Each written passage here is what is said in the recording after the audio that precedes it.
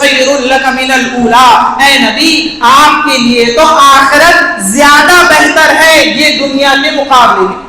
گویا کہ امت کو یہ پیغام ہے کہ دنیا کرنے سے آدمی آخرت کو کبھی حاصل نہیں کر سکتا۔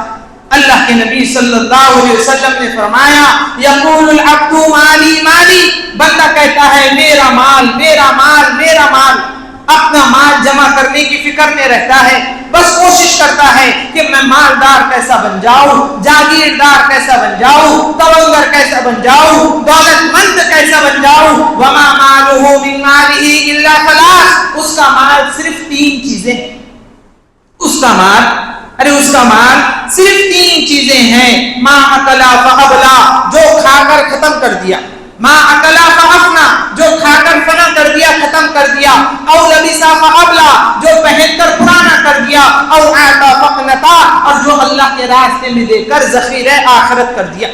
اب یہ 3 کے علاوہ چوتھا کوئی مال آدمی کا نہیں ہے۔ آدمی مر جاتا ہے، قبر کی مٹی بن جاتا ہے اور اولاد اس کا مال آپس میں تقسیم کر لیتی۔ وہ مال تو دنیا میں رہ گیا، وہ مال تو آپ نے دوسروں کو دے دیا۔ اصل مال تو وہ ہے جو تم نے کھا لیا، جو پہن لیا، جو اللہ کے راستے میں دے کر اپنی آخرت کے لیے جمع کر لیا۔ اس کے علاوہ کوئی مال نہیں۔ اس لیے قرآن نے جا بجا مال اور جان کی شرط لگائی۔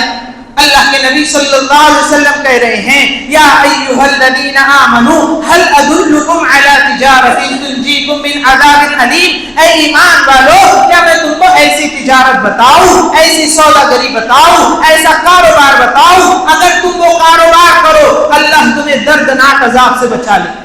وہ کیا کاروبار ہے؟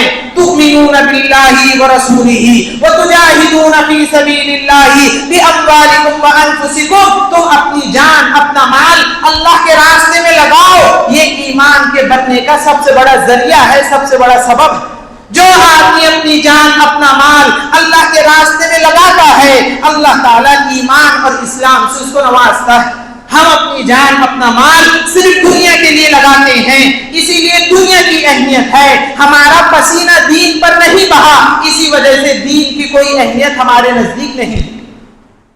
اللہ کے نبی سے کہا جا رہا ہے وَالضُّحَىٰ وَاللَّيْلِ إِذَا سَجَىٰ، اے نبی قسم ہے سورج کی جب کہ وہ روشن ہو جائے، دین کی قسم، چاش کے وقت کی قسم، وَاللَّيْلِ إِذَا سَجَىٰ، اور رات کی قسم جب کہ وہ اندھیرے کو چاروں طرف بچھا دے، مَا وَدَّعَكَ رَبُّكَ وَمَا قَلَىٰ، آپ کا رب آپ کو کبھی چھوڑ نہیں سکتا۔ آپ دین کی محنت کرو، تبلیغ کرو، ارشاد کرو، لوگوں کو دین کی جانب بلاؤ، یہ آپ کا کام ہے۔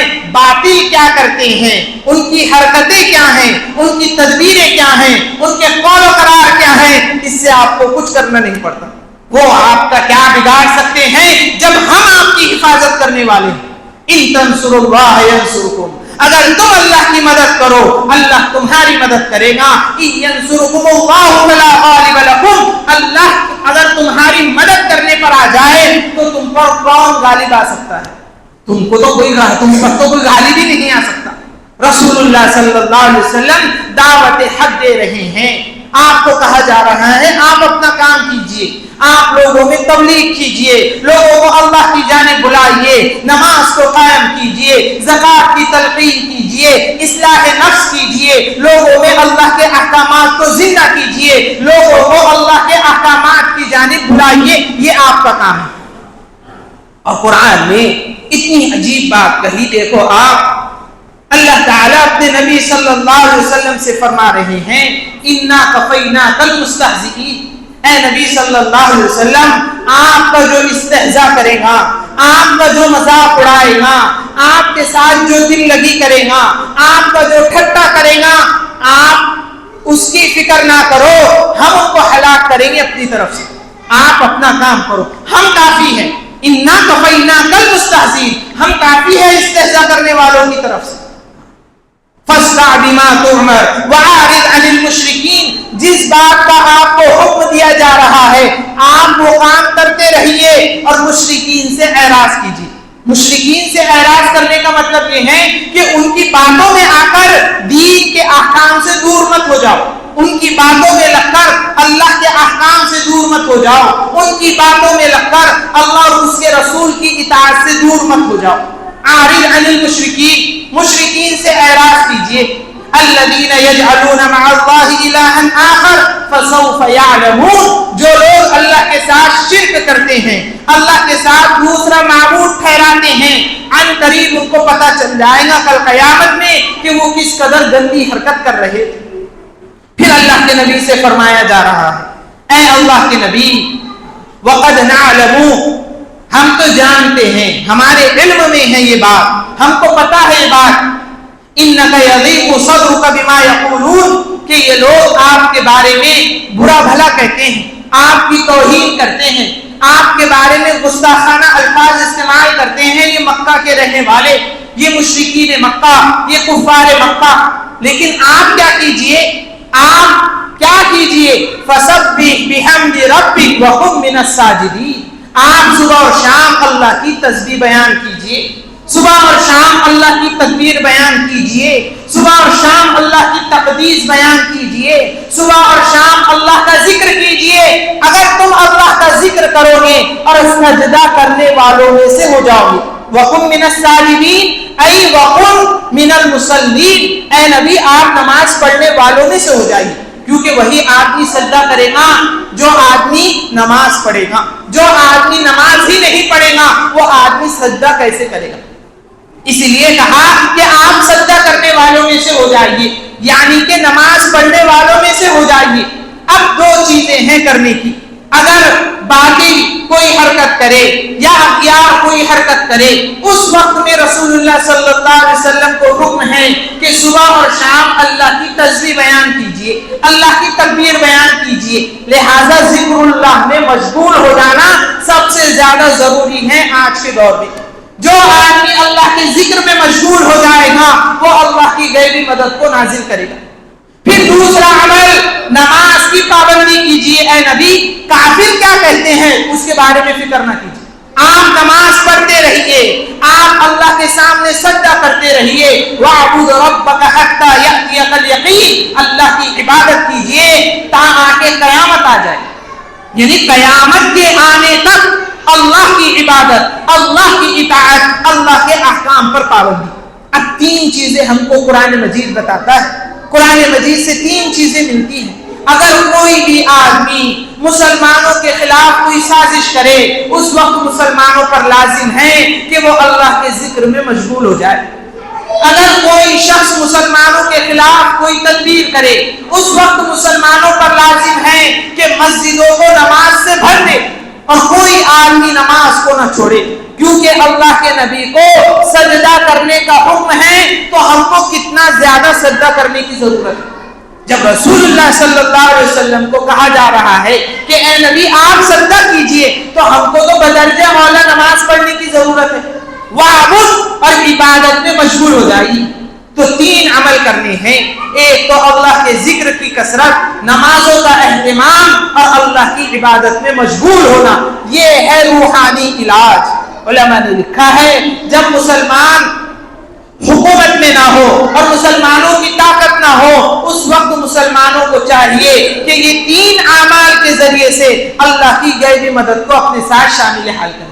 अब आप बताओ, ये तीनों अमल में से एक अमल में भी मुसलमान शरीक नहीं, अब तीनों अमल में से एक अमल में भी मुसलमान शरीक नहीं है, तो कहां से अल्लाह की मदद हमारी शामिल हाल होगी? ये एक सोचने की चीज है, ये फिक्र करने की चीज है कि मस्जिदें नमाजियों से ऐसी खाली हैं कि गोया नमाज पढ़ने के लिए मुसलमान तैयार ही नहीं। पंज वक्त नमाज के अंदर कम मुसलमान आते हैं, इंतहाई खाल मुसलमान आते हैं, और वो भी नमाज की हद तक। फिर नमाज होते से ही मस्जिदें वीरान हो जाती है, मसाजिद खाली हो जाती है।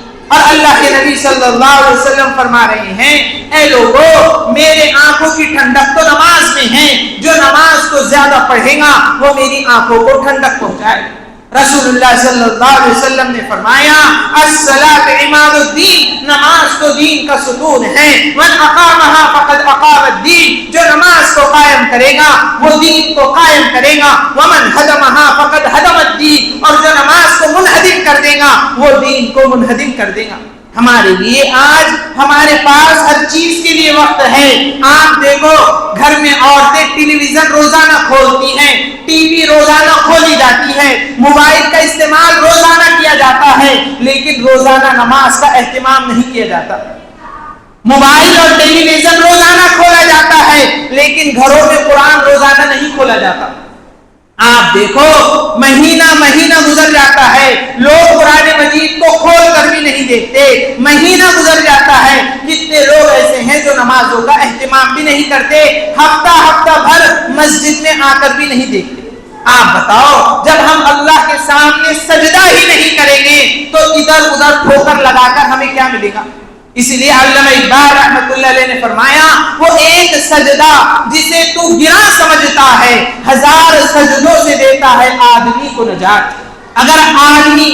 اگر مسلمان اللہ کے سامنے ایک سجدہ کر لے تو ہزار جگہ سجدے کرنے کی ضرورت نہیں، ایک سجدہ کر لو اور مضبوطی کے ساتھ کر لو، کسی کے سامنے جھکنے اللہ نہیں دے گا، اور اگر اللہ ہی کے سامنے نہیں جھکیں گے تو اللہ تو در بدر کی ٹھوکریں کھانے پر مجبور کر دے گا۔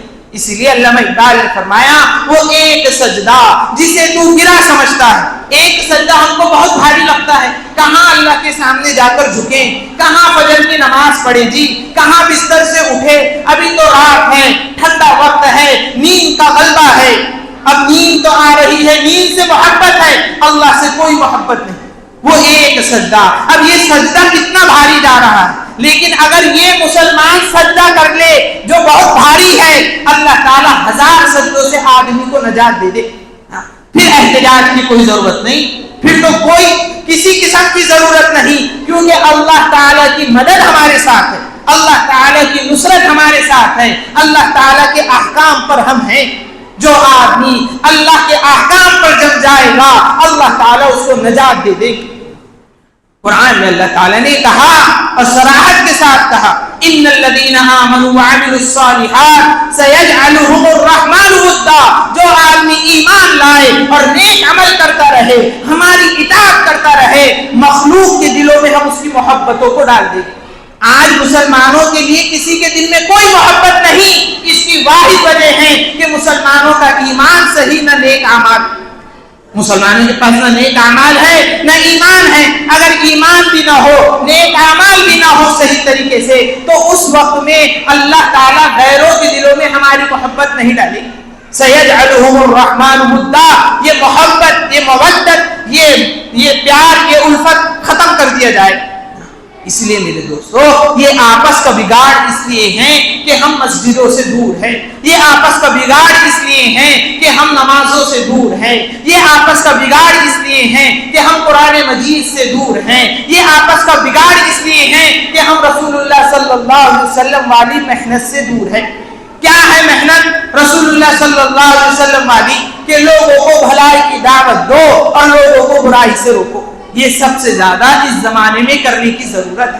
میرے دوستو آج دیکھو آپ مسجد کو چھوڑ کر ہر چیز آباد ہے، چوراہے آباد ہے، چوپال آباد ہے، لاریاں آباد ہیں، پان ٹھیلوں پہ لوگ مل جائیں گے، ہوٹلوں میں لوگ مل جائیں گے، چوکوں پر لوگ مل جائیں گے، لیکن مسجدوں میں لوگ نہیں ملیں گے۔ اور قرآن کہہ رہا ہے تم مسجدوں کو آباد کرو، ہم تم کو ہدایت دیں گے۔ لوگوں کا قدم مسجد کی جانب اٹھتا ہی نہیں، لوگ مسجد میں آنے کو بہت زیادہ دشوار عمل سمجھتے ہیں۔ اگر ہم مسجد میں نہیں آئیں گے تو پھر اللہ تعالیٰ ہم سے راضی کیسے ہوگے؟ یہ بھی تو ایک سوچنے کی چیز ہے۔ اللہ تعالیٰ فرماتے ہیں وَإِقَامَ الصَّلَاةِ وَإِيتَاءَ الزَّكَاةِ، مسلمان تو وہ ہے جو نماز کو ہر حال میں قائم کرتے ہیں، نماز پڑھے بغیر ان کو بے چینی ہوتی ہے، چین اس وقت آتا ہے جب وہ نماز پڑھ لیتے ہیں، زکات دیتے ہیں، وَلَمْ يَخْشَ إِلَّا اللَّهَ، اللہ کے علاوہ کسی سے نہیں ڈرتے، عَسَىٰ أَن يَكُونَ مِنَ الْمُهْتَدِينَ، عن قریب اللہ تعالیٰ ان کو ہدایت دے دے گا۔ تو معلوم یہ ہوا کہ ہدایت جو ملتی ہے وہ مسجدوں میں ملتی ہے۔ ارے ہدایت کہاں ملتی؟ وہ ہدایت مسجد میں ملتی ہے۔ جو آدمی مسجد میں آئے گا اللہ اس کو ہدایت دیں گے، اور جو آدمی مسجد میں نہیں آئے گا اللہ تعالیٰ اس کو ہدایت نہیں دے گا۔ معلوم یہ ہوا کہ چوراہوں پر، بازاروں میں، ٹھیلوں میں، دکانوں میں، اسی طریقے سے ہوٹلوں میں کھڑے رہنے میں یہاں ہدایت کی تقسیم نہیں ہے، ہدایت تو مسجد میں ہے۔ اس لیے آج سب سے زیادہ ضروری ہے کہ ہم نمازوں کا اہتمام کریں، ذکر اللہ میں مشغول ہو جائے، قرآن کریم کا اہتمام کرے، اس کو سیکھے، اس کو سمجھے، اس پر عمل کرے اور مسجدوں کو آباد کرے۔ جب ہم یہ اعمال کریں گے تو ظاہری سبب جو ہم اختیار کریں گے اس میں اثر ہوگا، اور اگر ہم نے یہ اعمال نہیں کرے تو ظاہری سبب میں کوئی بھی اثر نہیں رہے۔